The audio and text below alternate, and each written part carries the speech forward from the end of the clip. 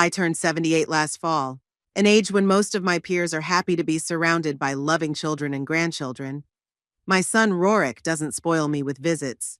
The last time I saw him was 3 months ago when he dropped by for 15 minutes to drop off a box of chocolates for my birthday. I've been living alone in my house on Chestnut Street in Euclid for 7 years, since my husband Garrett died. He passed away quietly, in his sleep, from a heart attack.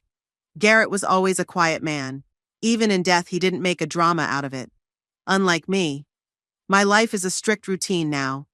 Up at 6 in the morning, herbal tea and toast, watching the morning news, then working in the garden, weather permitting. In the afternoon, reading chemistry books. I taught at Euclid Community College for 35 years and still keep up with the news in my field. In the evening is dinner, which I cook just for myself, but always set the table as if I were expecting guests. Sometimes I get a call from Miriam, a friend from my college days. We went to university together, but she chose biology over chemistry.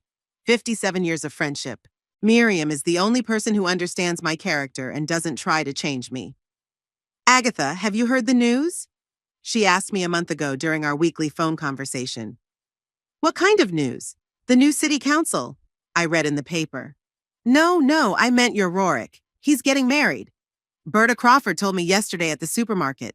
Her niece works at the same insurance agency as Rorik. I was quiet for a few seconds, digesting the information. My son is getting married, and I find out from a friend who heard it from an acquaintance whose niece. How typical of our relationship. He didn't tell me anything, I said at last, trying to keep my voice steady. Oh, Agatha, Miriam sighed. I'm sorry you're finding out this way. Maybe he wanted it to be a surprise. We both knew that wasn't true. Rorik hasn't surprised me in 20 years. After I talked to Miriam, I sat in my chair by the window for a long time, looking out at the street where the neighborhood kids were playing. I remembered Rorik as a child, a thin, serious boy with a mop of brown hair and attentive eyes. He'd always been a smart kid, but I thought he could have done better. My husband Garrett said I was too demanding of my son. Agatha, let the boy breathe, he often said. But I knew better. The world is cruel, and only high standards can prepare a child for life. I remember the day Rorik brought home his first chemistry test in high school, 92 points out of 100. Why not 100? I asked then. He tried to explain that the task was particularly difficult, that only 2 students in the entire class got more than 90, but I could see the potential he wasn't fully utilizing. Maybe Garrett was right. Maybe I was too strict. But wasn't it my persistence that got Rorik into a prestigious university? Hadn't my constant reminders of the importance of a career led him to a good job at an insurance company? And now he's getting married without even bothering to tell me. I dialed his number, but it went to voicemail. I left a message. Rorik, it's Mom. Call me when you can. He didn't call back that day or the next. 3 days later, I dialed Miriam again. Have you heard anything else about Rorik's wedding? No, darling. But you know what? Why don't you just call him again? I did. He's ignoring me as usual. Ignoring me. Agatha, Miriam's voice became serious. Maybe you should think about why your relationship is the way it is. What do you mean? You know what I mean. You've always been a demanding mother. I wanted what was best for him, I said firmly. Of course you did, dear. All mothers want the best for their children, but sometimes our idea of the best doesn't match their own. I snorted. Miriam had always been gentler with her children. Her daughter Audrey became an artist, and her son Quentin works for an environmental organization. Both are barely making ends meet, but Miriam is proud of them. How are your children doing? I asked, changing the subject. Oh, they're doing well. Audrey is preparing an exhibit at a local gallery, and Quentin got a grant to study Lake Erie pollution. They're going to come visit me next weekend. I felt a prick of envy. Miriam, with all her gentleness and acquiescence, has kids who love spending time with her. And my son, to whom I've given my whole life, can't even call to announce his wedding. The next day, Rorik finally called back. Mom, he said without preamble, I take it you've already heard the news. Yes, from Miriam, who heard from Bertha Crawford, whose niece works with you. It's an interesting chain, don't you think? He sighed. I was going to tell you. When? The day before the wedding? Mom, please. I know you won't approve of my choice, that's why I've been putting it off. I don't even know who she is. How could I disapprove? Her name is Tabitha Hackett. We've been dating for a year. A year. My son's been dating a woman for a year and he's never mentioned her. And what does she do, this Tabitha? She's an accountant for a construction firm. An accountant. At least she's not an artist or a waitress. Although I was hoping my son would choose someone with a more ambitious career. A doctor, a lawyer, or, ideally, a scientist. When do you plan on introducing us? There was a pause. Too long a pause. Rorik? Mom, you know this isn't easy. After what happened with Amanda was a previous girlfriend he dated 3 years ago. A nice girl, but in my opinion too simple and shallow for my son. I merely pointed out a few of her flaws during our one and only threesome dinner. A month later, they broke up. I was just being honest, I said. You were cruel, Mom. You always are. You find the weaknesses in people and you hit them. It's called critical thinking, Rorik, if you used it more often. This is why I didn't tell you about Tabitha, he interrupted me. I love her, and I don't want you to ruin that relationship too. If your relationship is so fragile that one encounter with your mother can destroy it, maybe you need to think about its strength. He sighed again, deeper this time. The wedding is in 2 months, June 23rd. A small ceremony, just close friends and family. And you want me to come? Pause again. Of course, Mom, you're my family. But there was no confidence in his voice. I knew that tone, the way Rorik sounded when he felt he had to do something but didn't really want to. It was the way he sounded when he agreed to take an extra math class at school, or when he promised to come over for Thanksgiving but ended up making an excuse. After talking to my son, I called Miriam. He's marrying some Tabitha Hackett, an accountant, I said without preamble. That's good, Agatha. Accountants are stable people. I don't even know how old she is. What if she's after his money? Or rather, my money that he's going to inherit? Agatha, not everyone is mercenary. Maybe she just loves your son. Ha, love. You've always been a romantic, Miriam. And you've always seen the worst in people, she said softly. Remember when you were sure Professor Bennett had lowered your grade because of a personal grudge? And then it turned out to be a simple calculation error. That was 50 years ago. And not much has changed since then. You still see conspiracies where there aren't any. Miriam was the only person who could say those things to me. I wouldn't have let anyone else. But she knew me better than anyone else. Maybe even better than my late husband. You know, you could try to patch things up with Rorik, she continued. His wedding is a good excuse. He doesn't want me there. I could hear it in his voice.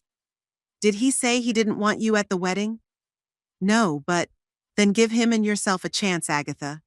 You're not getting any younger. Do you want to spend the rest of your life alone?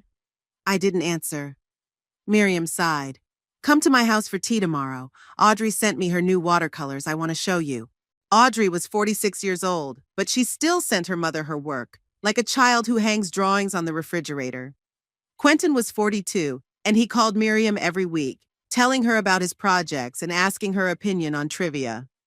I had never understood such closeness between parents and adult children. The next day I went to Miriam's house.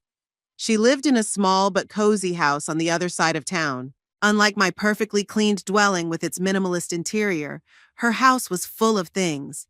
Books, photos, souvenirs from her travels, Audrey's paintings. I made your favorite tea, Miriam said, leading me into the living room. And I baked a lemon tart. We sat by the window which overlooked her manicured garden. I looked at Audrey's watercolors, landscapes of Lake Erie in soft, blurry colors. She's talented, I admitted. Yes, Miriam said proudly. She has an exhibit in Cleveland next month. Will you go? Of course. Quentin will be there too. We'll all have dinner together after the opening. There's that feeling again. Envy mixed with bitterness. Why does Miriam have such a relationship with her children and I don't? Agatha? Miriam put her hand over mine. I know what you're thinking. It's not too late to change things with Rorik. He's a grown man, Miriam. If he wants to keep me at a distance, that's his choice. But you're his mother. You can make the first move. I sipped my tea without answering. Miriam was right, but pride wouldn't let me admit it. All my life, I'd been a strong, independent woman who didn't ask or apologize. To start at 78 seemed too late. When I got home, I sat in front of the phone for a long time, gathering my courage to call my son. But in the end, I never dialed his number. Instead, I pulled out an old photo album. Rorik at 5, with a wide smile, showing off his first lost baby tooth. Rorik at 10, serious, wearing glasses that made him look like a little professor. Rorik at 18, in a graduation robe, with a strained smile next to me and Garrett. When had we lost touch? Was it a specific moment, or did it happen gradually, year after year, disappointment after disappointment? I closed the album and put it back on the shelf. Then I picked up my phone and texted Rorik. "I'd like to meet Tabitha before the wedding." He didn't reply. It was a week before Rorik responded to my message. He called on Sunday night as I was getting ready for bed.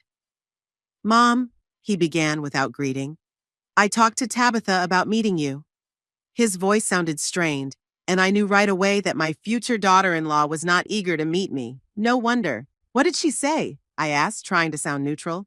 "She said yes. We can come to your place next Saturday for lunch, if that's okay."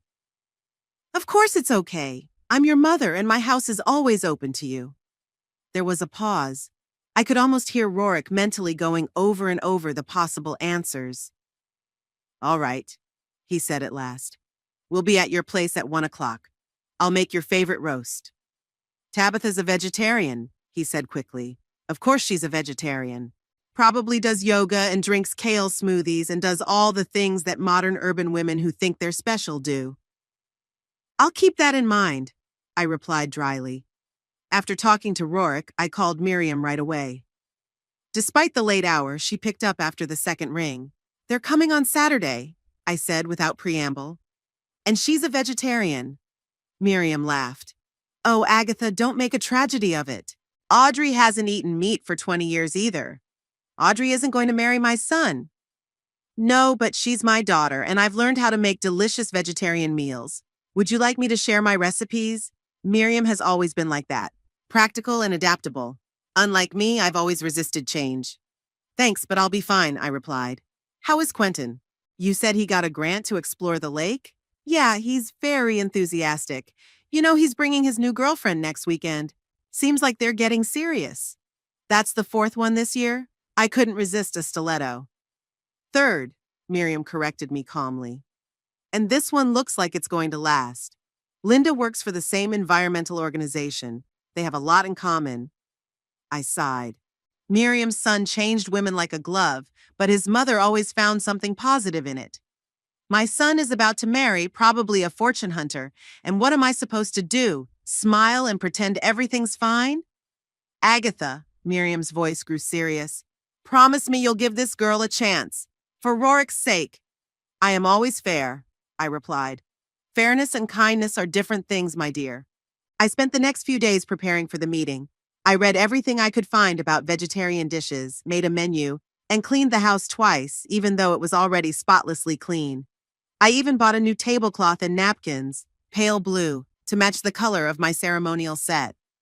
On Saturday, I was up at 5 in the morning, though I usually let myself sleep in until 6 on weekends. By noon, everything was ready. Vegetable soup with lentils, quiche with mushrooms and spinach, salad with avocado and pomegranate, and even a vegan chocolate cake, the recipe for which I'd found online. At exactly 1 o'clock, the doorbell rang. I checked my appearance in the mirror one last time. A strict navy blue dress, hair gathered in a neat bundle, minimal makeup. I wanted to look respectable but not old-fashioned. Rorik stood on the doorstep, holding the hand of a petite woman with shoulder-length brown hair. She wore a simple green dress and minimal jewelry, just a silver pendant around her neck and a wedding ring with a small diamond. "Mommy, this is Tabitha," Rorik said with a nervous smile. "Tabitha, this is my mom, Agatha Winthrop."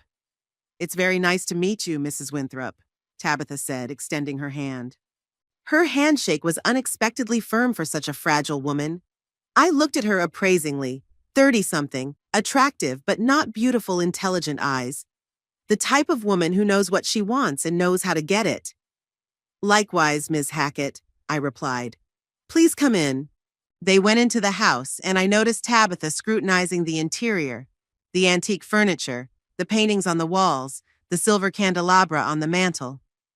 She's evaluating her future inheritance, I thought. What a beautiful house, she said. I especially like your collection of paintings. Are they all local artists? Mostly, I replied. I prefer to support the art of our region. My friend Audrey is also an artist, Tabitha continued. She specializes in watercolors. Audrey? I asked. You know Audrey Dunn? Yes, we met at an exhibition last year. Do you know her? She's the daughter of my old friend Miriam, I explained, a little surprised at the coincidence. We've known each other since she was born. What a small world, Tabitha smiled. Audrey said her mother was friends with a former chemistry teacher, but I didn't connect that to you. I didn't know what to think of this coincidence. On the one hand, the fact that Tabitha knew Audrey and was interested in art softened my initial impression a bit. On the other, it could have just been a coincidence, not a change of heart. We moved to the dining room where I'd already set the table. It smells delicious, Tabitha said. Rorik said you were a great cook, but I wasn't expecting such a variety of vegetarian dishes. I love new challenges, I replied, pouring the soup onto plates. Did Rorik mention that you work as an accountant for a construction company? Yes, at Euclid Construction. I've been there for 8 years. And how do you like that job? Do you have any career plans? Rorik threw me a warning glance, but Tabitha didn't seem to notice the implication.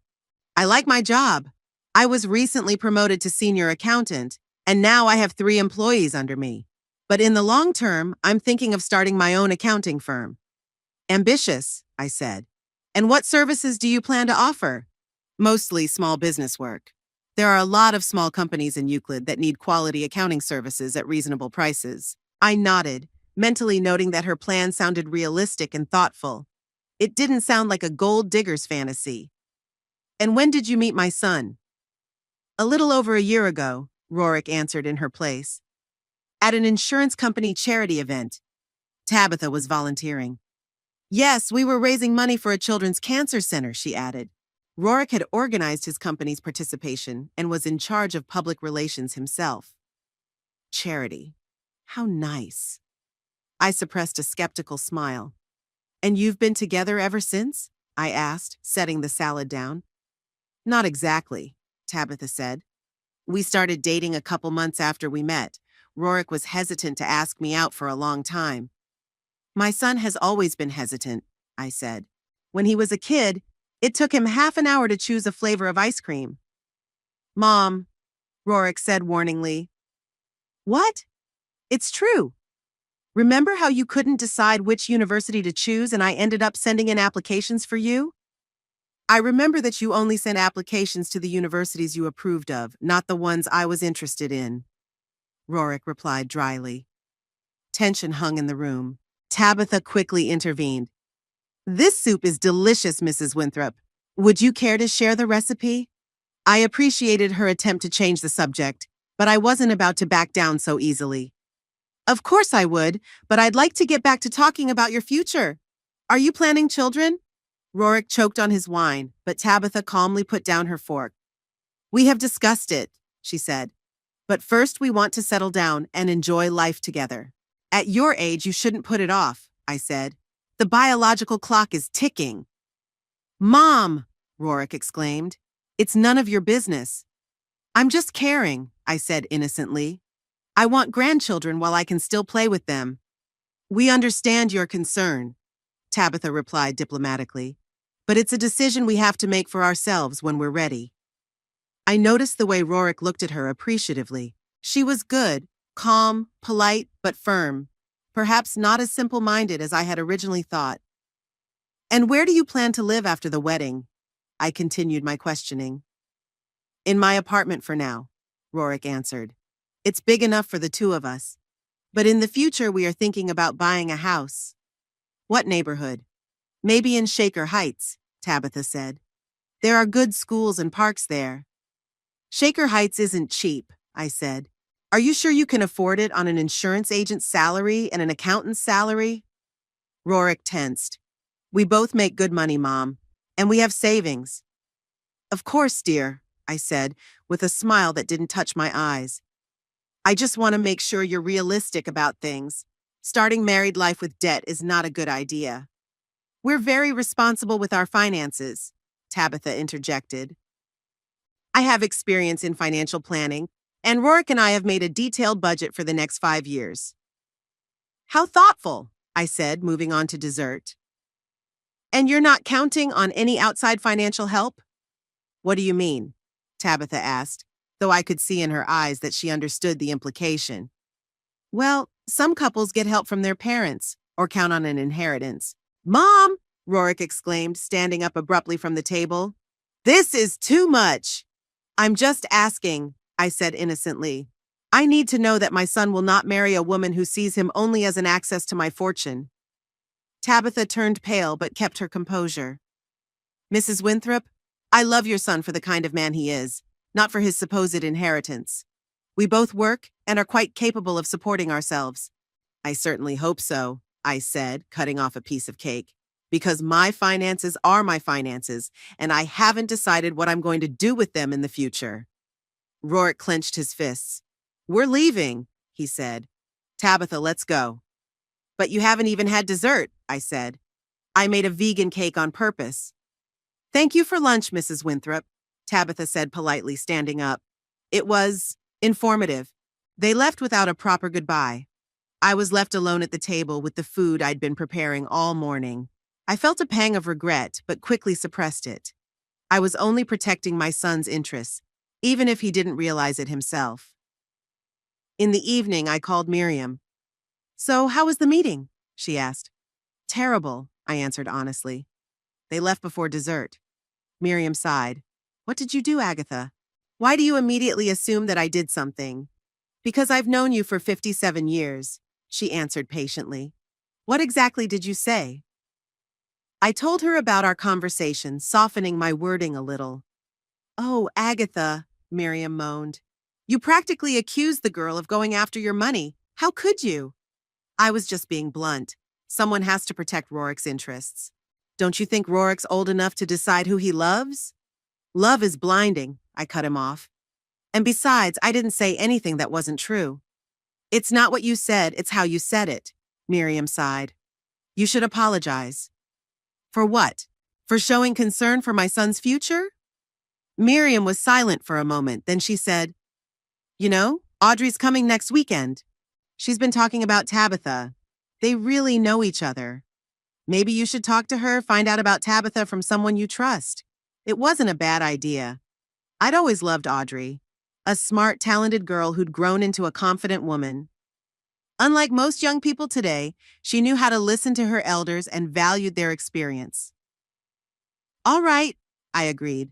Invite us both to tea on Saturday. Great, Miriam said happily. And Agatha, please try to be more open, for Rourke's sake. I didn't answer. It's easy to give advice when it's not your son who's about to make perhaps the biggest mistake of his life. The following Saturday, I arrived at Miriam's house early. She was already setting the table in the garden. It was a warm day, and outdoor tea seemed like a good idea. How are you feeling? Miriam asked, setting out the cups. I'm fine, I said. Don't treat me like a crystal vase. I'm just worried about you, Agatha. You look tired. I'm 78 years old, Miriam. At my age, tiredness is the norm. She shook her head but didn't argue. Audrey arrived at 3 o'clock sharp. She had inherited her mother's punctuality. She hugged me with a genuine warmth that always surprised me. How could a person who knew all my faults treat me with such love? Aunt Agatha, how glad I am to see you, she exclaimed. Mom said you had a meeting with Tabitha. What a coincidence, isn't it? Indeed, I said, sitting down at the table. Tell me about her, Audrey. How do you know her? Audrey thought for a moment, pouring herself a cup of tea. Tabitha. She's a very sincere person. We met at an exhibition, and she was one of the few people who asked really deep questions about my work, not just compliments. How long have you two known each other? About 2 years. We are not close friends, but sometimes we meet at cultural events. She's very supportive of local artists, even with her limited budget. Limited budget? I questioned. So she's not rich? Audrey laughed. No, she's not. She works as an accountant for a construction company, a good, stable job, but not a gold mine. She lives modestly, but she always saves small sums for art. She says beauty is necessary for the soul.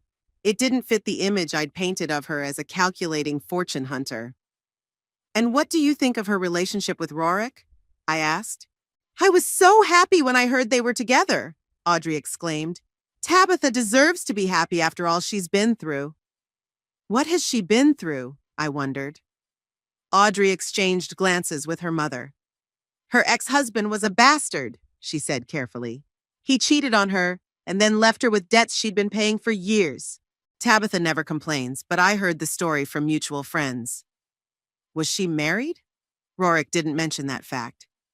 Yes, very briefly about 10 years ago. It was her university sweetheart. Since then, she had been very careful about relationships until she met Rorik. I drank my tea in silence, digesting the information. The image of Tabitha in my mind began to change from a calculating fortune hunter to a woman with a complicated past who had finally found happiness with my son. You know, Aunt Agatha, Audrey continued, Tabitha speaks very highly of you. She said she admired your career in science and the way you raised a man as kind and honest as Rorik. I snorted. Had she said that after our disastrous meeting? No, before. When we met by chance at the exhibition a month ago and she told me she was dating your son. It got me thinking. Maybe I was too quick to judge the girl. Before I left, I took Audrey aside. Do you think she really loves my son? I asked bluntly. Audrey looked at me seriously. Aunt Agatha, I've seen the way she looks at Rorik. It's the look of a woman who has found her happiness. Believe me, as an artist, you can't fake that kind of thing. I nodded, not fully convinced, but willing to reconsider. When I got home, there was a message on my answering machine from Rorik. Mom, Tabitha and I would like to invite you to dinner next Friday. Let me know if you're free. It was unexpected. After our last meeting, I was sure they wouldn't want to see me until after the wedding, if at all. I called back and left a quick message. Yes, I'm free on Friday. Over the next week, I reflected on what I had learned from Audrey. Perhaps I had been unfair to Tabitha. Perhaps she truly loved my son, not for his potential inheritance, but for the kind of man he was. But deep down, I still had my doubts. Too many women I'd seen marry out of convenience rather than love. And if Tabitha had already been deceived once, who knows if she was more calculating the second time around. Friday night, I put on my second-best dress and drove to the restaurant Rorik and Tabitha had chosen, a small Italian place in the center of town. They were already waiting for me at a table by the window. Rorik rose to greet me, and Tabitha gave me a discreet smile. I noted that she looked tense, despite her attempts to appear relaxed. Good evening, Mother, Rorik said, kissing me awkwardly on the cheek. Thank you for coming. Thank you for inviting me, I replied, sitting down across from them. What a nice restaurant. I've never been here before. It's our favorite place, Tabitha said. They make the best pasta in town. Dinner passed in a strained but polite atmosphere. We talked about the weather, about work, about the news of the city, anything but the upcoming wedding. When dessert was served, I realized they'd never brought it up on purpose. Rorik, I said, setting my fork aside, the wedding is in 3 weeks. Are you going to send me an invitation? There was a heavy pause. Tabitha was suddenly interested in the contents of her cup, and Rorik nervously adjusted his tie. About that, Mother, he began, avoiding my eyes. We've decided to have a very private ceremony, just Tabitha's closest friends and parents. I am your mother, Rorik, I said, trying to keep my voice steady. Don't I fall under the category of closest? Tabitha gave him a warning glance, but Rorik didn't seem to notice. Of course you do, but... He hesitated, obviously choosing his words. You see, after our first meeting, we just want the day to be stress-free. You think I'm going to cause tension at your wedding? I felt the blood rush to my face. Not necessarily you, Tabitha interjected, but the situation as a whole. We all know that you and Rorik have a complicated relationship and... I wasn't asking you, I interrupted, keeping my eyes on my son. Rorik, are you inviting me to your wedding or not? He took a deep breath, and I saw a determination in his eyes that I'd never seen before. No, he said firmly. You don't have to be there. His words hit me like a slap in the face. In all my years, Rorik had never spoken to me in that tone, never confronted me so directly. I see, I said after a long pause, my voice icy. In that case, I won't bother you. I stood up, leaving the unfinished dessert behind, and headed for the exit. I expected Rorik to run after me, to try to explain, to soften the blow, but he remained seated, just staring at me. I drove home in a daze. I parked the car, went into the house, hung up my coat. All my movements were mechanical, automatic. A storm of emotion raged inside me, but on the outside I remained calm, as if trying to prove to myself that Rorik's words hadn't hurt me. I sat in the chair by the window looking out at the empty street. Your presence there is not necessary. Those words echoed in my head over and over again, each time like a stab to the heart. My own son, the one I'd carried, birthed, raised, didn't want to see me on the most important day of his life. When the phone rang, I didn't realize it right away. It was only on the fifth or sixth ring that I got up and picked it up. Agatha? It was Miriam. Are you all right? I sensed something was wrong. Over 57 years of friendship, Miriam had developed an almost supernatural ability to sense when I was in trouble. He doesn't want me to come to the wedding, I said without preamble. He said my presence was not necessary. Oh, darling, Miriam sighed. I'm so sorry. He said it bluntly, without any softening. It was as if he were talking to a stranger, not a mother. Agatha. Miriam's voice was soft but insistent. He's upset. Perhaps he said something he didn't mean. No, that's exactly what he meant. He chose this Tabitha over me. It's not a matter of choice, darling. He loves you both, just in different ways. If he loved me, he'd want me at his wedding, I cut him off. And if you loved him, you would accept his choice without judgment, Miriam parried. I remained silent, unable to find the words. Miriam always knew how to put me in my place with a single phrase. Would you like me to come over? She asked. You shouldn't be alone right now. No, I said. I need to think. After talking to Miriam, I poured myself a glass of sherry, the only alcohol I allowed myself now and then. I sat in the silence of my living room, surrounded by pictures of my past life. Garrett as a young man, Rorik the child, my parents, myself in my academic robe on the day I received my doctorate. What went wrong? When did my son decide he could exclude me from the most important moments of his life? What was I supposed to do now? I remembered my will, made right after Garrett's death. All my possessions, the house, the stocks, the savings my husband and I had saved up all our lives were to go to Rorik. It seemed natural. He was our only son, our heir. But now? The thought came suddenly, but with startling clarity. If my presence at the wedding was not necessary, then perhaps Rorik's presence in my will was not necessary either. I remembered Audrey and Quentin, Miriam's children, who had always treated me with genuine warmth and respect. Audrey often brought me her new work, asking my opinion. Quentin would call to talk about his environmental projects, knowing of my interest in science. They were not my children by blood, but treated me with more care than my own son. By midnight, the decision was made. Tomorrow, I would call my lawyer and change my will. In the morning, I was already outside the office of Norman Prescott, my attorney and Garrett's old friend. Agatha, what a pleasant surprise, he said as he greeted me in the reception area. What brings you here so early? I need to change my will, Norman. Today. He looked at me carefully over his glasses. Has something happened? You could say that, I answered.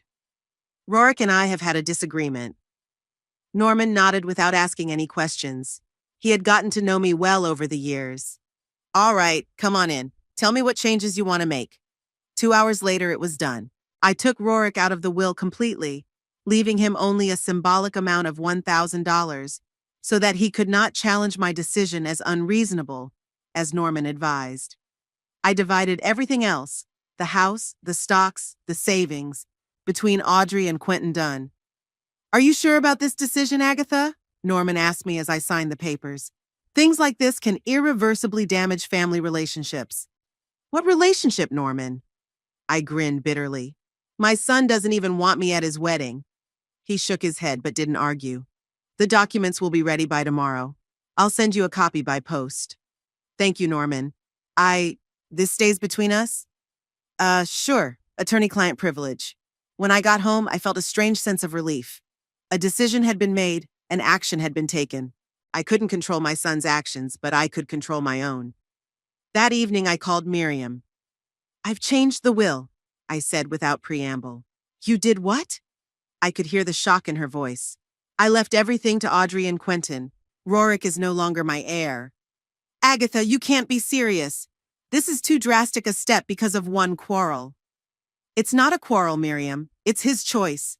He's made it clear that I'm not an important part of his life. Well, now he won't be an important part of my will. You're angry, and that's understandable. But you can't make decisions like this in the heat of the moment. Give yourself time to cool down, to think. I've already made up my mind, I said. And don't tell your kids yet. I'll tell them myself when the time comes. Miriam sighed. You're the most stubborn woman I know, Agatha Winthrop. But I beg you, don't burn your bridges. Rorik is your only son. And I'm his only mother. And that didn't stop him from refusing to let me attend his wedding. We ended the conversation on a tense note. I knew Miriam didn't approve of my decision, but it didn't matter. I had done what I thought was right. The next 3 weeks passed in a strange daze. I went on with my usual routine, getting up at 6, making breakfast, working in the garden, reading, but it all seemed mechanical, devoid of meaning. Rorik didn't call, and I didn't try to contact him either. June 23rd, the day of the wedding, was surprisingly sunny and warm. I spent it purposefully busy with house cleaning that wasn't really necessary. I cleaned every corner, washed all the dishes, even the ones I didn't use much, went through the books on the shelves. The physical work helped me not to think about the fact that during these hours, my son was saying his vows to a woman I'd only seen a few times. In the evening, Miriam called. "How are you?" she asked with genuine concern. "I'm fine," I answered dryly. "Spent the day cleaning." "Agatha," she began, but I interrupted. "I don't want to talk about it, Miriam. It's his choice, and I've accepted it." "Okay," she sighed. "But if you want to talk, any time, dear." I thanked her and hung up. Then I took a sleeping pill, a rare measure for me, and went to bed earlier than usual, hoping that sleep would rid me of the thoughts and feelings I didn't want to admit even to myself. I woke to the insistent ringing of the doorbell. The clock read 7:30 in the morning. Who could have come this early? I threw on my robe and went downstairs to the door. "Who's there?" I asked. "It's me, Mom. Rorik." I opened the door and saw my son standing on the porch. He was wearing the same suit he'd worn at the wedding yesterday, now wrinkled, with the tie loosened. His eyes were red and his cheeks showed signs of tears. "Rorik? What's wrong?" He stepped inside and I could smell alcohol on him. "She's gone," he said, and his voice shook. "Tabitha's gone." "What do you mean, gone?" I led him into the living room and sat him on the couch. "You guys just got married yesterday. We had a fight." He ran his hand through his hair, ruffling it even more. "Right after the wedding, at the reception." "About what?" He looked at me with desperation in his eyes. "Because of the money, the house, because of you." I sat down across from him, feeling the cold inside me. "Explain." "We were talking about the future, about plans. And Tabitha said something like, 'When we move into your mother's house after,'" he stammered, "after she dies, we can turn the second bedroom into a nursery." I said we shouldn't plan such things, that it was wrong. She was surprised and said it's natural. I'm your only heir and the house will be mine someday. I replied that I didn't want to think about such things, that you would live a long time. She laughed and said you're almost 80 and it's just practical planning. And then "What did you do, Rorik?" I told her she sounded like an inheritance hunter, just like you warned. He covered his face with his hands. She turned pale, then angry, said if that's what I really thought of her, we shouldn't have gotten married. She took off the ring, threw it to me, and went to her parents' house. Won't return my calls. I looked at my son, broken, miserable, and felt a strange mix of emotions, sympathy for his pain, satisfaction that I was right about Tabitha, and bitterness about the whole situation. "I'm sorry about what happened," I said finally. "You were right, Mom." He looked up at me, his eyes reddening. She was only thinking about money, about the inheritance, and I was blind. I was silent, not knowing what to say. Part of me wanted to comfort my son. The other part wanted to say, "I warned you." "What am I supposed to do now?" he asked, and there was a confusion in his voice that I hadn't heard since he was a child. I took a deep breath. "Rorik, there's something you need to know. I looked him straight in the eye. I changed my will. After our conversation about the wedding, when you said my presence wasn't necessary. He blinked incomprehensibly. What do you mean? I cut you out of my will. My entire estate has now been given to Miriam's children, Audrey and Quentin. Rorik looked at me as if he didn't understand the meaning of my words. What? You said I wasn't needed at your wedding. I decided you didn't need my inheritance either. He was silent, shocked, and I could see the emotions changing on his face. Incomprehension, shock, hurt, anger. You disinherited me because of one sentence? He finally squeezed out. Not a phrase, Rorik, because of everything. Because of years of estrangement, because you didn't see fit to include me in your life, because you married a woman who, as it turned out, was really only interested in my money. You can't be serious. His voice trembled.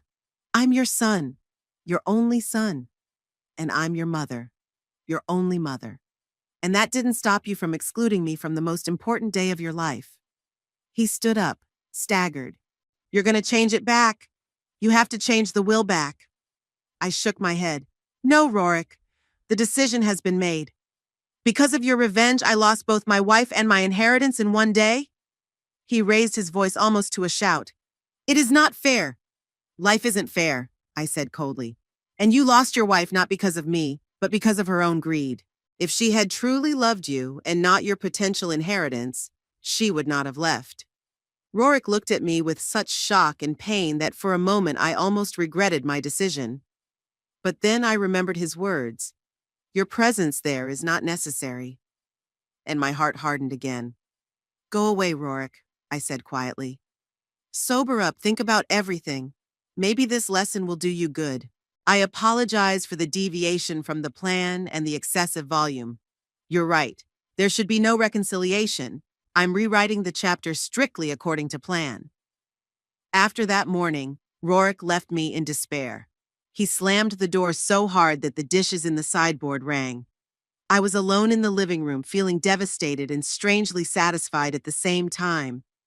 I knew what I had done was cruel, but I couldn't bring myself to regret it. Years of hurt and disappointment had finally found a way out. 3 days later, the doorbell rang. Rorik stood on the doorstep, sober, shaven, in a fresh shirt, but with a shadow of fatigue on his face. Mom, he said without preamble, we need to talk. I stepped back silently, letting him into the house. We walked into the living room and sat across from each other, just as we had that morning, only now without the tears and the yelling. I want to apologize for what I said, he began. For saying that your presence at the wedding was not necessary. It was cruel and wrong. I nodded but didn't say anything, waiting for him to continue. But I'm asking you to reconsider the will, he continued. It's too big a step to take because of one fight. It's not one fight, Rorik, I replied calmly. It's years of estrangement, years of treating me like a burden instead of a mother. I never thought of you as a burden, he exclaimed. You didn't. How else do you explain that you call me once a month, visit me once every 6 months, and you never even bothered to tell me you were getting married? He's got his head down. I know I haven't been the best son, but I want to make up for it. Give me a chance. Why now, Rorik? I asked. Why not a year ago, not 5 years ago? Why only after I disinherited you? His face twitched, and I saw the pain in his eyes. You think this is about money? You think I came to apologize just because of money? Didn't you? I raised an eyebrow. You lost a wife who only wanted you because of my inheritance. And now that you've lost that inheritance too, you suddenly remember that you have a mother to get along with. It's not fair, he said quietly. I came because you were right about Tabitha. Because I was blind, and you tried to warn me and I didn't listen. And what do you want from me now? I asked you straight up. I want you to change the will back, he answered with the same bluntness. I am your son, your only son.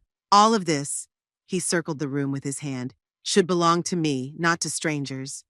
Audrey and Quentin aren't strangers, I countered. They're my best friend's children, and they've always treated me with respect and love, which is more than I can say for you. They're not your blood, he exclaimed. Not your family. Family isn't just blood, Rorik, I said coldly. Family is the people who are there for you when you need them. People who remember your birthday without reminding you. People who call just to see how you're doing. Audrey and Quentin are more family to me than you've been in recent years. He stood up, his face red with anger. You're going to regret this, Mom. You can't just cut me out of your life. I'm not cutting you out of my life, I replied calmly. I cut you out of my will, there's a difference. Not to me.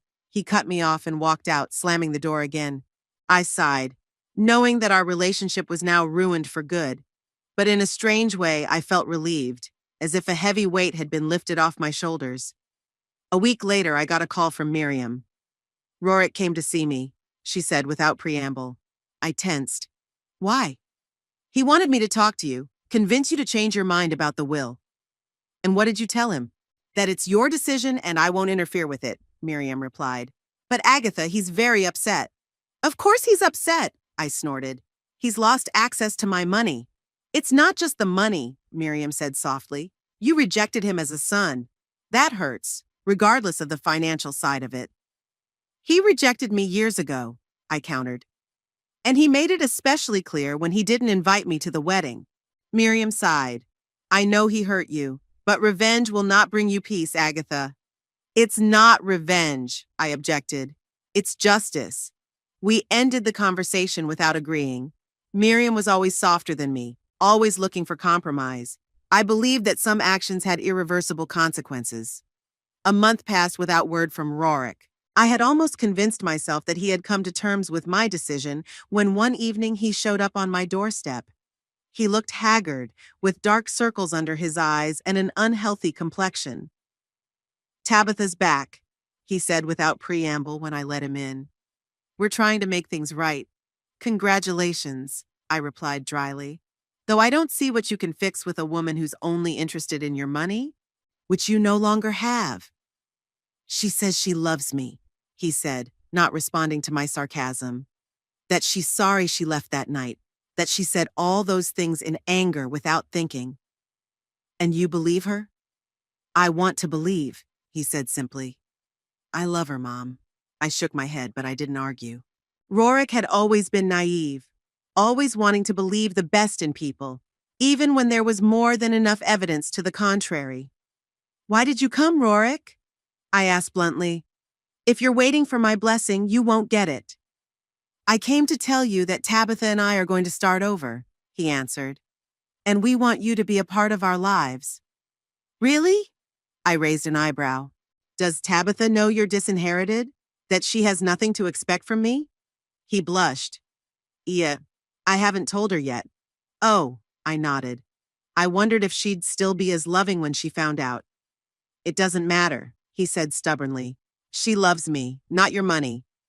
Then why didn't you tell her? I asked. If you're so sure of her love, why are you hiding the truth? He didn't answer, and that was more eloquent than any words. Go home, Rorik, I said tiredly. Tell your wife the truth. Then we'll see if she'll stay with you. He left without a proper goodbye. I didn't expect to see him again anytime soon, and I was right. 2 weeks later, I got a call from Miriam. Her voice sounded strange, tense. Agatha, can you come over? I need to talk to you. Something in her tone made me wary. What's wrong, Miriam? Not on the phone, she said. Please come over. I immediately hailed a cab and was at her place in 20 minutes. Miriam met me at the door, pale, gaunt, with worry in her eyes. I've been diagnosed, she said as we sat down in the living room. Pancreatic cancer, stage 4. I felt the ground slipping away from under my feet. Miriam, my rock, my one true friend, was dying. What did the doctors say? I asked, trying to keep my voice from shaking. 6 months, maybe a year if we're lucky, she said calmly, without tears or hysteria. I'm starting chemo next week, but that's more to prolong the time than to cure. I took her hand, unable to find the words. What can you say to someone who has just informed you that they are dying? Do Audrey and Quentin know? I finally asked. Yes, I told them yesterday. They're both coming up for the weekend. Audrey wants to stay for a few months to help me. I'll help too, I said firmly. Whatever you need, Miriam, I'll be here for you. She squeezed my hand. I know, Agatha. I've always been able to count on you. For the next few weeks, I spent most of my time at Miriam's, driving her to her chemo treatments, making meals she could eat despite her nausea, just sitting with her when she was sick. Audrey did move in with her mother, taking a vacation from her art studio. Quentin came every weekend from Cleveland where he worked. I saw the love and care with which they treated Miriam, and it only reinforced my decision to leave them my inheritance. These children deserved it more than my own son. In early September, I met Rorik by chance at the supermarket. He looked even worse than the last time I'd seen him, gaunt, unshaven, in wrinkled clothes. "Mom," he nodded at me. "Rorik," I nodded back. "How are you?" "Tabitha's gone," he said without preamble. "For good. When she found out about the will, I wasn't surprised, but I refrained from commenting." I'm sorry," I said neutrally. "No, you're not," he grinned bitterly. "You were right about her. Are you satisfied?" "No, Rorik, I'm not," I answered honestly. "I never wanted you to suffer. I just wanted you to see the truth." "Well, I see it now," he said. "I've lost both my wife and my inheritance. That's wonderful." "You didn't lose your wife," I countered. "You got rid of a woman who never really loved you. That's different." He shook his head. "You always find a way to be right, don't you, Mom? Always know exactly what's best for me." "I don't claim to be omniscient, Rorik," I sighed. "But in this particular case, I was right. What am I supposed to do now?" he asked, and I could hear the desperation in his voice. "Move on," I said simply. "What else is there to do?" He looked at me bitterly. "Easy for you to say. You have your house, your money, your precious Audrey and Quentin. I have nothing left. You have a job, a roof over your head, your health," I listed. "That's more than most people have." "But not my mother," he parried. "She has all that and Miriam's children to boot." I didn't want to continue this pointless conversation. "I have to go, Rorik. I'm taking groceries to Miriam." "Miriam?" He frowned. "What's wrong with her?" "She has cancer," I answered briefly. "Terminal." He looked genuinely shocked. "I'm sorry, she's a good woman." "Yes," I agreed. "She's a good woman." That was the end of it, and I didn't expect to see him again anytime soon. But a week later, he showed up unexpectedly at Miriam's house while I was there. He brought a bunch of flowers and looked a little embarrassed.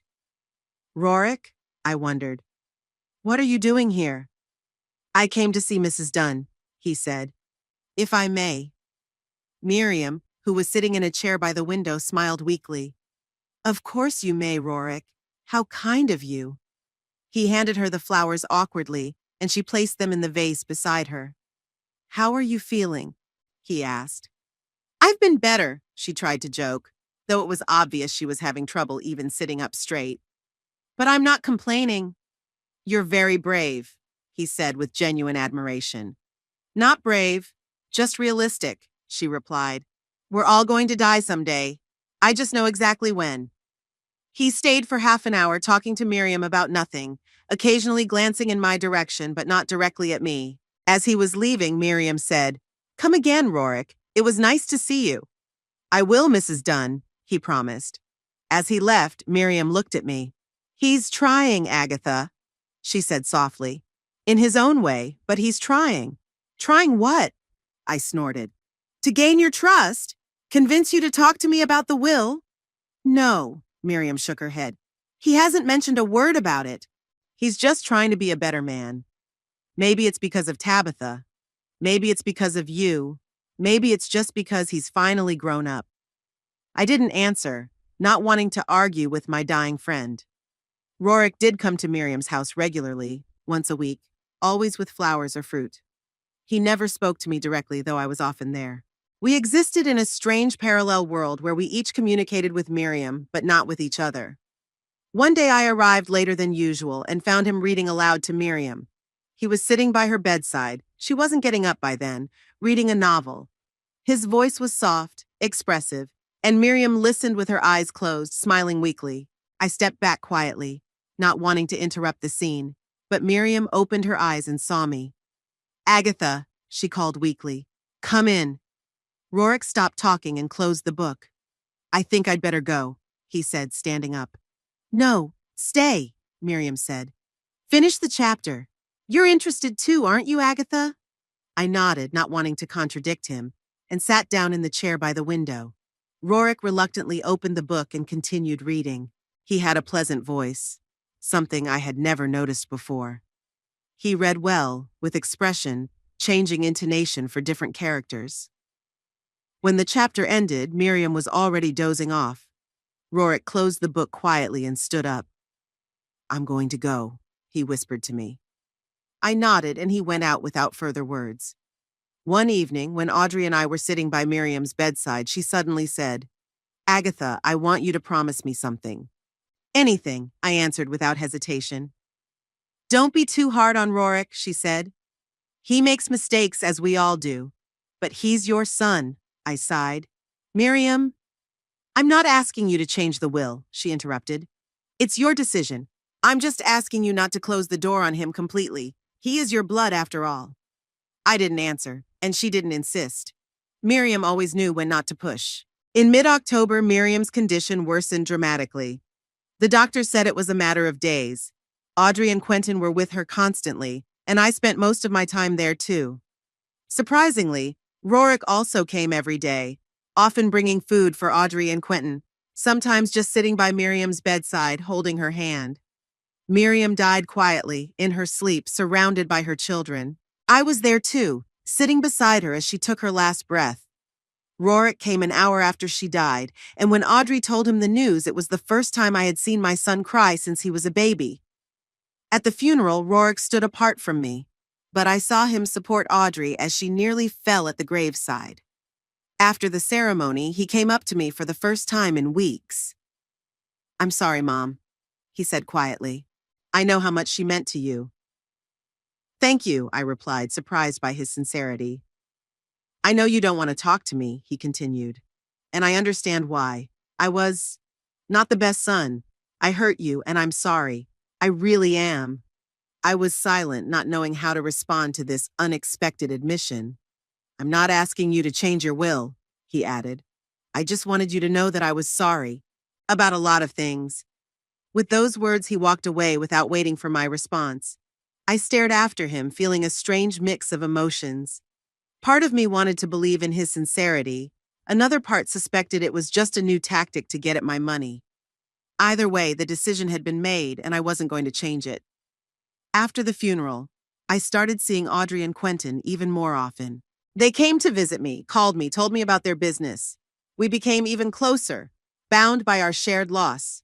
Sometimes they mentioned Rorik, who it turned out had kept in touch with them, helping with Miriam's inheritance, giving advice on legal matters. I didn't comment on these stories in any way, but deep down I was surprised that my son showed such care without any apparent benefit to himself. One day, Quentin asked me bluntly, "Aunt Agatha, why don't you want to reconcile with Rorik? He seems genuinely sorry." "It's difficult, Quentin," I sighed. "Too much water has passed." "But he's your son," he said softly, "and he's trying to change. Audrey and I can see that." "Maybe," I agreed reluctantly, "but some things can't be fixed with an apology." "And some things you can," he countered, "if you really want to."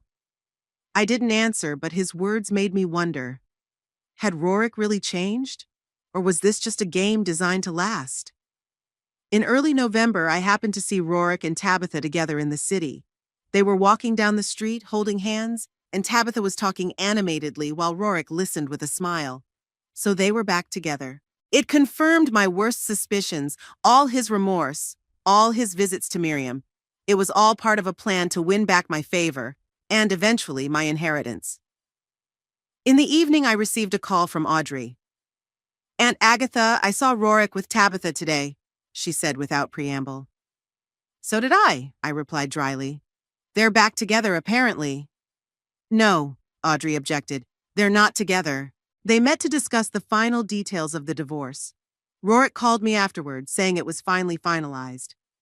I was silent for a moment, digesting this information. "Are you sure?" "Yes," Audrey said firmly. "And you know what else?" Tabitha was talking about the inheritance again, trying to convince him to fight for it. And he refused. Said he respected your decision, whatever it was. I didn't know what to say. If it's true, then I was wrong about Rorik's motives. Then he really had changed. Aunt Agatha, Audrey continued, Quentin and I have talked about this a lot, and we have decided that we cannot accept your inheritance. It should go to Rorik. He's your son. Audrey, we've talked about this, I began. No, listen, she interrupted. Mom wanted you two to reconcile. It was her last wish. And we want the same thing. Not for the money, but for both of you. I sighed. I'll think about it, Audrey. But I can't promise anything. I couldn't sleep for a long time after that conversation, thinking about Rorik, about Miriam, about my decision. Maybe I really had been too cruel. Maybe Rorik deserved a second chance. But then I remembered all the years of estrangement, his words. Your presence there is not necessary, his choice of Tabitha over me, and my heart hardened again. No, it was the right decision. Audrey and Quentin deserved this inheritance more than my own son, who only remembered I existed when he needed something. I will not change the will. Let Rorik live with his mistakes as I live with mine. 3 years flew by like a day. I turned 81 and time finally began to take its toll. I could no longer work in the garden for hours on end as I used to. My joints ached in the mornings and my eyesight was getting worse. But I was still living in my house on Chestnut Street, refusing to move to a smaller place, or God forbid, a nursing home. Life became quieter, more measured. After Miriam's death 2 years ago, my most frequent visitors were her children, Audrey and Quentin. Audrey, now a locally renowned artist, came every week with groceries and new watercolors that she hung all over my house, making it brighter and brighter. Quentin, whose environmental project to clean up Lake Erie has been nationally recognized, called almost every day and came when he was in town. They took care of me the way I believe Rorik should have, but my son chose a different path. After that scandalous morning when I informed him of the change in the will, our relationship finally broke down. He tried to contact me several times during the first year, calling, visiting, once even sending a letter of apology. But I remained adamant. Too much water had passed, too many resentments had built up over the years. I learned from Audrey that Rorik had divorced Tabitha 6 months after their wedding. It had been a complicated and ugly process. She'd tried to sue him for everything she could, even though it had been a short marriage. In the end, he was left with minimal funds and moved out of his spacious apartment into a small studio on the outskirts of town. He's changed a lot, Aunt Agatha, Audrey told me about a year ago. He got a new job with a charity organization, helping disadvantaged kids with their education. Rorik? In charity? I couldn't hide my skepticism. My son had always been too focused on material goods to be involved in such things. Yes, Audrey nodded. He says he wants to do something meaningful with his life. Something that has meaning. I remained silent, not wanting to comment. Perhaps the loss of the inheritance had really made him reassess his values. Or, more likely, it was just a new tactic to impress and ultimately win back my favor. And my fortune. 2 years after our last conversation, Rorik showed up on my doorstep again. He looked different. He had lost weight, grown a beard, dressed more simply. There was a new depth in his eyes that I had never noticed before. Mom, he said when I opened the door. May I come in? I hesitated, then stepped back, letting him into the house. We went into the living room and sat down, just like the day I'd told him about the will. How are you? He asked with genuine concern, looking me over. Audrey says you're having heart trouble. It's nothing serious. I dismissed it. At my age, everyone's got something wrong. He nodded, rubbing his hands together nervously. I'm not here to talk about the will if that's what you're thinking, he said, noticing my wary look. I'd made my peace with your decision a long time ago. You were right. I didn't deserve your inheritance. I looked at him in surprise. It wasn't what I'd expected to hear. Then why did you come, Rorik? Just to see you, he answered simply. You're my mother, and despite everything that's happened between us, I miss you, and I'm sorry I hurt you so much. I was silent, not knowing what to say to this unexpected admission. Part of me wanted to believe him, but another part of me still doubted his sincerity. I know you don't believe me, he continued with a sad smile. And I don't blame you. I've been a terrible son. Selfish, ungrateful. I didn't appreciate you until I lost you. And what's different now? I asked, hiding my uncertainty behind the coldness. I've changed, he said simply. These 3 years, They've taught me a lot. About myself, about life, about what really matters. He told how, after his divorce from Tabitha and the loss of almost everything he had, he'd fallen into a depression.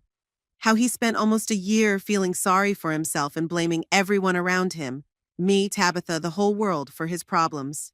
And then one day, walking past the Children's Aid Center, I saw an ad for volunteers.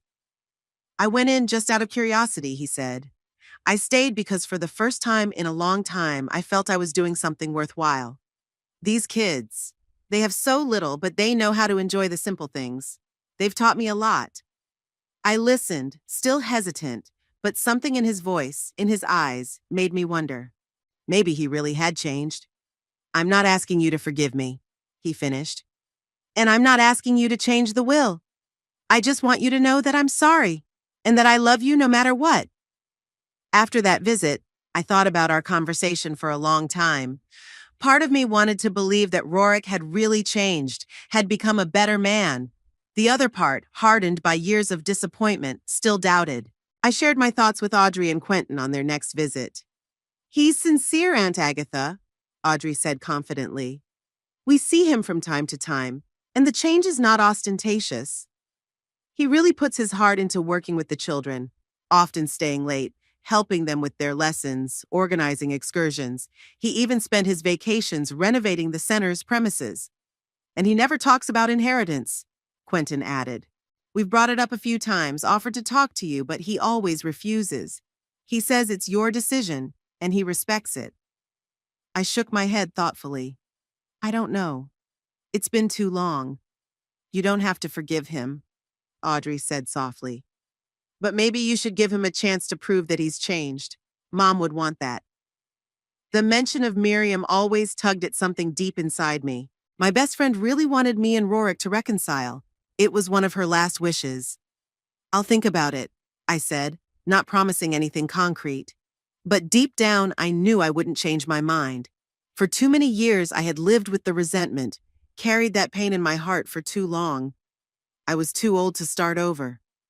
Rorik started coming once a month, usually on Sundays. He never stayed long, never talked about the past or the will. He just talked about his work, asked about my health, sometimes brought small gifts, a book that might interest me, or a plant for my garden. I accepted his visits with reserved politeness, neither total rejection nor warm acceptance. Last year, when I turned 80, he organized a small party at my house. He invited Audrey and Quentin, some of my old college colleagues, neighbors. It was quiet, cozy, no fuss, just the way I like it. He remembered. Thank you, I told him at the end of the evening, when the guests had dispersed and Audrey and Quentin were cleaning up the kitchen. It was nice. I'm glad you liked it, he replied with a slight smile. You deserve so much more, but I know you don't like noisy celebrations. In that moment, I almost let myself believe that he had really changed. Almost. 2 weeks ago, I had a heart attack. Nothing fatal, but serious enough to put me in the hospital for a few days. Audrey was with me most of the time. Quentin flew in from Boston where he had a conference. And to my surprise, Rorik was there too, sitting in the hallway for hours, waiting for news. He was worried sick, Audrey told me when I came to. He'd been up all night, waiting outside the emergency room. I didn't say anything, but something inside me trembled. Maybe all was not lost between us after all. When I was discharged, Rorik offered to stay with me for a few days to help me adjust. I declined, citing the fact that Audrey had already volunteered to help. In truth, I just wasn't ready for that level of intimacy. Letting him in the house for a few hours is one thing. Letting him live under the same roof is quite another. This morning, sitting in my favorite chair by the window, I reflected on my life, the choices I'd made, the roads I hadn't traveled. Miriam has often said that I am too hard on myself and others, that I expect perfection where there can be none. Perhaps she was right. Perhaps it was this trait in my character that made my relationship with Rorik so difficult. I pulled an old photo out of my dresser drawer, me, Garrett, and little Rorik on the beach at Lake Erie. We were all smiling, happy and carefree, unaware of what lay ahead. What would Garrett say about our situation now? Would he approve of my decision to disinherit my son? Or would he call for forgiveness like Miriam? The doorbell rang, interrupting my musings. Rorik stood on the doorstep with a small bouquet of lilies of the valley, my favorite flowers. "Hi, Mom," he said with a slight smile. "I was just driving by and thought I'd stop by to see how you were feeling." I silently led him into the house and we walked into the living room, where I sank back into my chair. "You look better," he said, looking at me carefully. "The color of your face is good." "I feel fine," I replied. "The doctors say my heart is as good as it can be at my age." He nodded, then hesitantly handed me an envelope. "I wanted to show you this. I thought you might be interested." In the envelope was a letter from the city council. It said that Rorik's project to create an educational center for underprivileged children had received a grant and the full support of the city government. "Congratulations," I said, returning the letter. "That's impressive." "Thank you." He smiled, and for a moment I saw in his eyes the little boy who had longed for my approval. "We've been working on this for almost 2 years. Now we'll be able to help even more children." We talked some more. About his project, about my health, about Audrey's new exhibit. The conversation was light, almost casual, without the tension that usually hung between us. When he was about to leave, I asked him out of the blue, "Are you happy, Rorik, with your present life?" He thought for a moment, then answered gravely, "Yes, Mother. Not always easy, but yes, I am happy.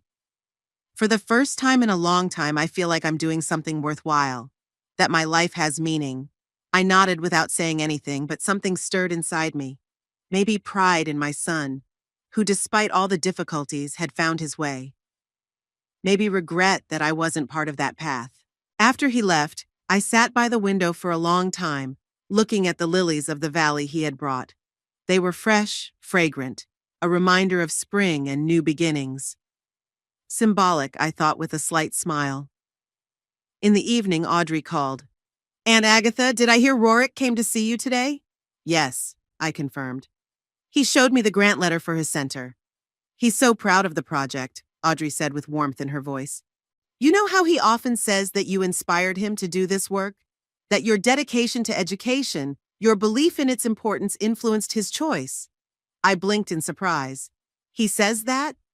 "Yes," Audrey confirmed.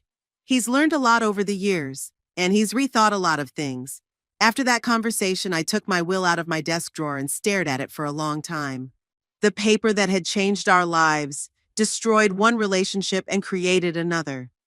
I didn't regret my decision. It was the right thing to do at the time, and maybe it was the thing that made Rorik reevaluate his life, his values. But was it worth the estrangement that still existed between us? In the end, I put the will back without making any changes.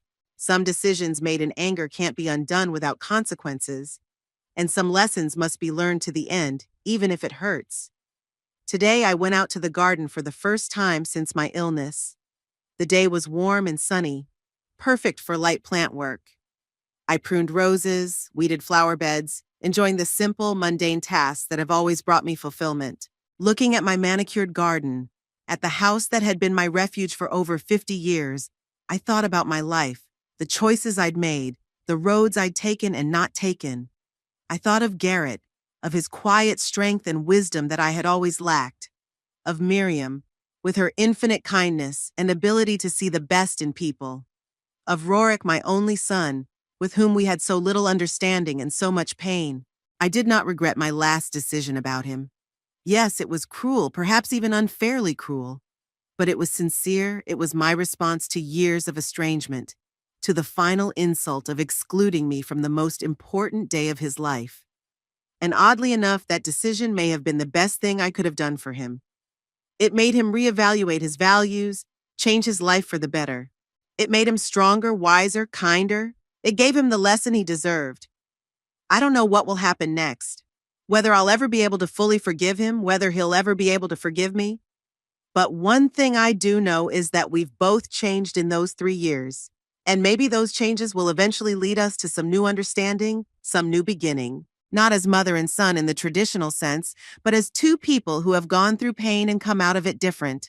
In the meantime, I will live my life with my joys and sorrows, with the support of Audrey and Quentin, who have become almost my own children. And I will watch from afar as Rorik builds his new life, hoping that he will find in it the happiness and meaning he has always sought. It may not be the perfect ending, But there are rarely perfect endings in life. There are only the choices we make and the consequences we live with. And as Miriam would say, what matters is not whether those choices were right or wrong, but what we take out of them, what we learn. I've learned a lot, and I hope Rorik has too.